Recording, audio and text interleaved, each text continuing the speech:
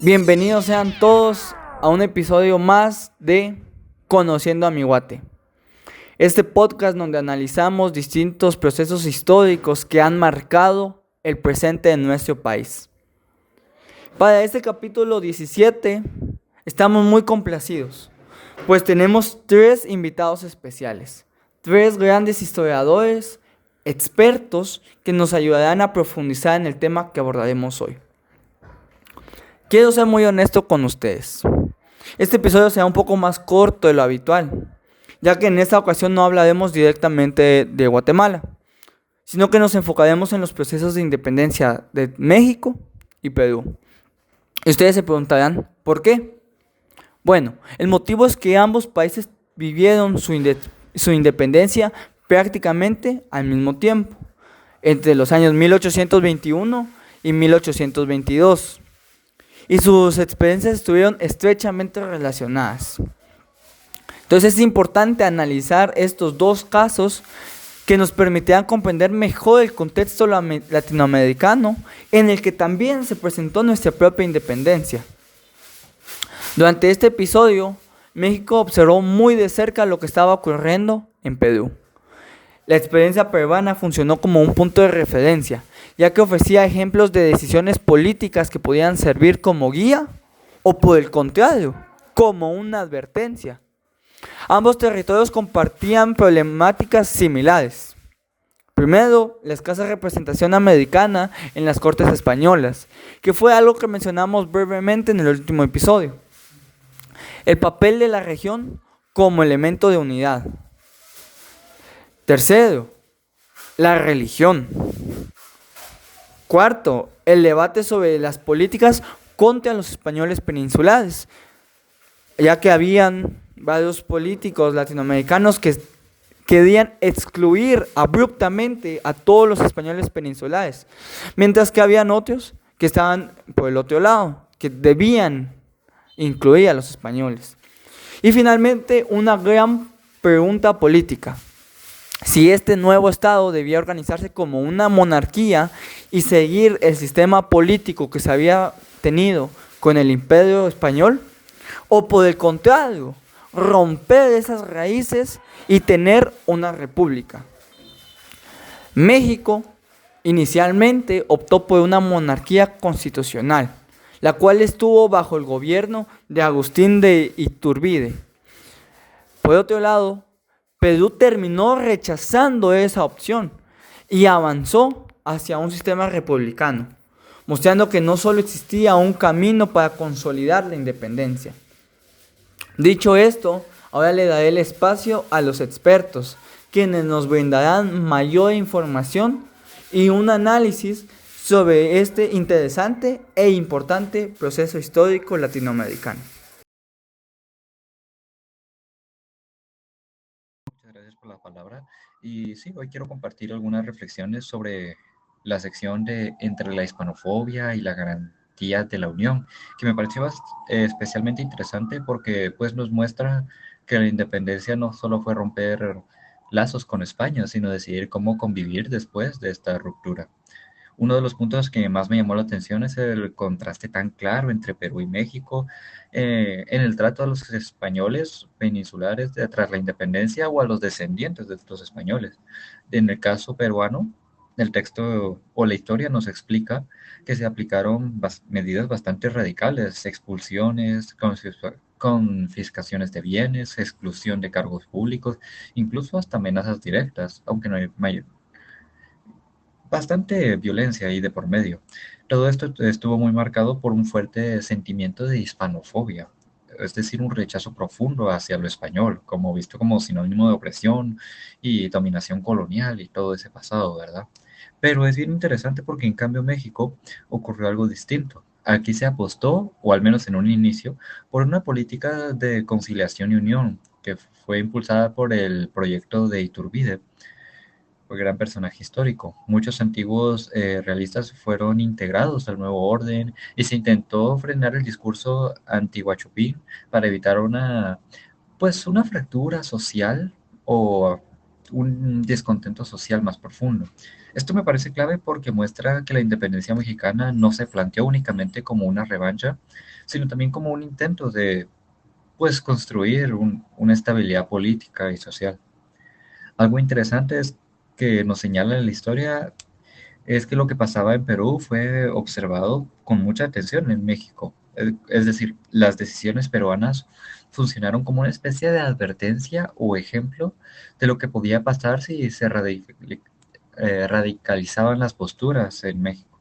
Pero desde el Imperio Mexicano la hispanofobia peruana fue vista como un camino peligroso que podía provocar, pues, obviamente más violencia, desorden y división interna.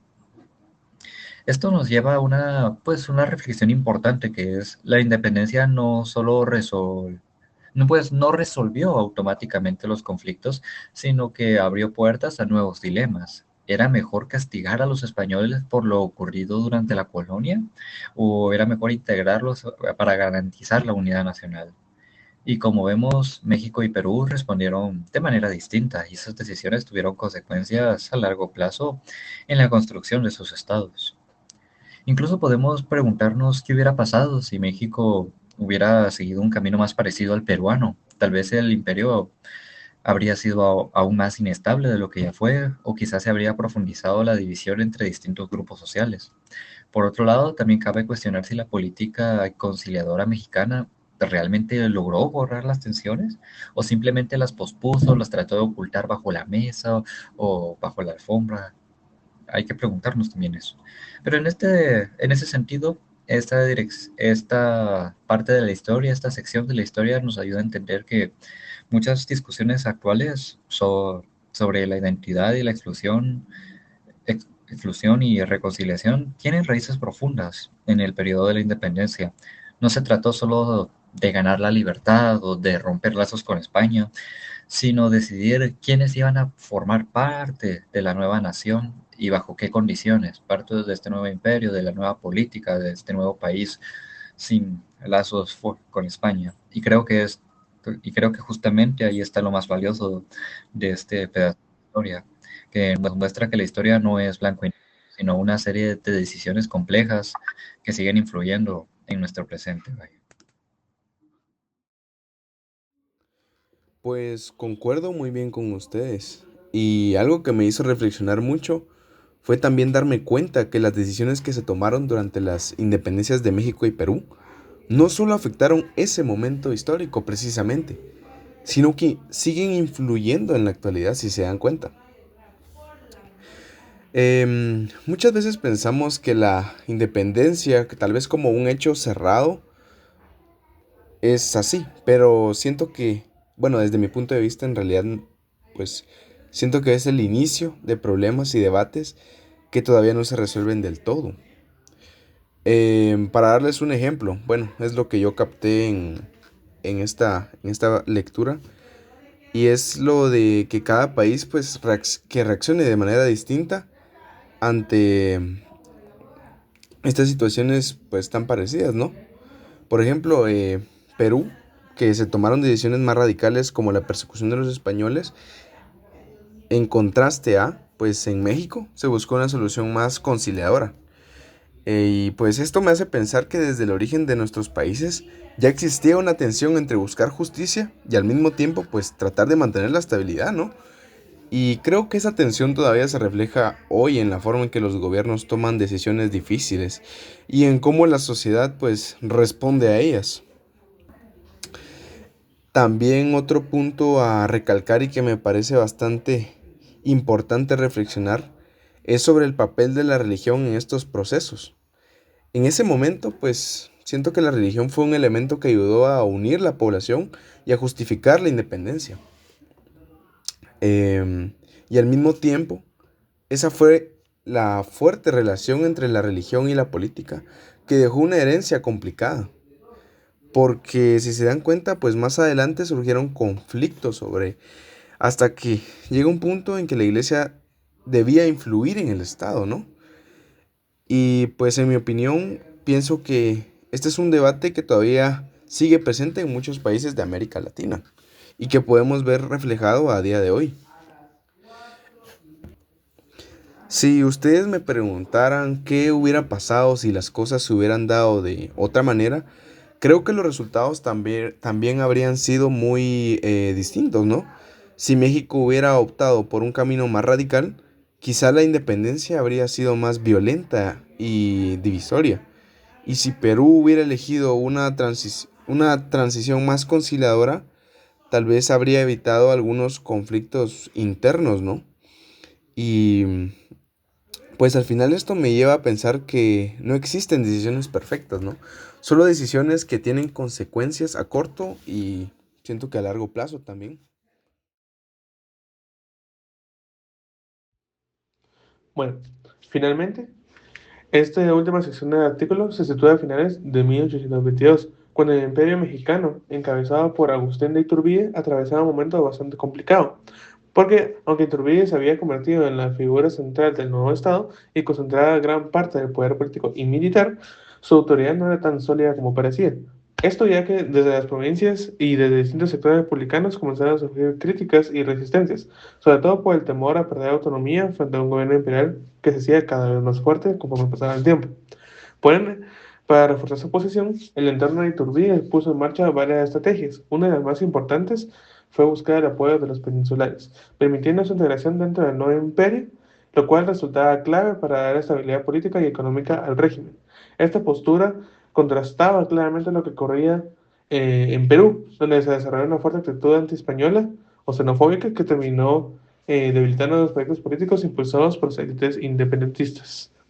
Por ende, el gobierno mexicano utilizó la prensa como herramienta política. A través de la Gaceta Oficial se difundieron ideas favorables a la monarquía y se publicó el discurso de José Ignacio Moreno, pronunciado en Lima. Este discurso se presentó como una prueba de que México y Perú compartían una misma inclinación monárquica, reforzando la idea de que este modelo de gobierno no era adecuado para las nuevas naciones americanas. No obstante, esta imagen no reflejaba del todo la realidad, ya que en Perú el proyecto monárquico promovido por las figuras como San Martín Montagu, estaba perdiendo apoyo rápidamente. Por esto, finalmente, en diciembre de 1822, se aprobaron las bases de la Constitución que establecieron la República como forma de gobierno, como, con divisiones de poderes y la religión católica como oficial, marcando el fracaso definitivo de la opción monárquica. Mientras tanto, en México la situación se volvió aún más tensa cuando Iturbide decidió disolver el Congreso Constituyente el 31 de octubre de 1822. Esta medida aumentando el descontento de las provincias y dio lugar a numerosas conspiraciones republicanas en los meses siguientes, aproximadamente unos 30. Por ende, en conjunto de todas estas operaciones, este texto, ese artículo, muestra que aunque México y Perú compartían una herencia política común entre la monarquía hispánica, sus caminos tras la independencia fueron distintos. Ambos procesos reflejan que la ruptura con España no llevó a una única solución política, sino que a trayectorias diversas, marcadas por conflictos internos, decisiones estratégicas y contextos muy particulares. Quiero agradecerles a los invitados por sus intervenciones y a ustedes, nuestra fiel audiencia, por siempre estar con nosotros cada semana. Con esto terminamos el episodio de hoy y los esperamos el próximo jueves con un episodio más de Conociendo a mi Guate.